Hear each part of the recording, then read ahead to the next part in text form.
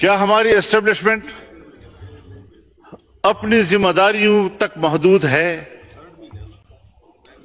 کیا دفاع کے علاوہ ملک کی سیاست کو وہ کنٹرول نہیں کر رہے؟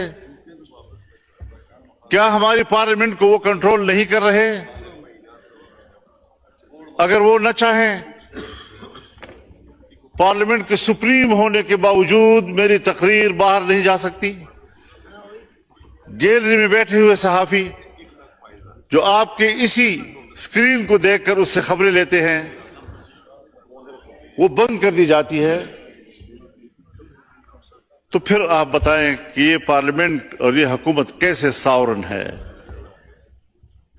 دوسرا سوال یہ پیدا ہوتا ہے کہ اگر ہم 3 یا 4 گھنٹوں میں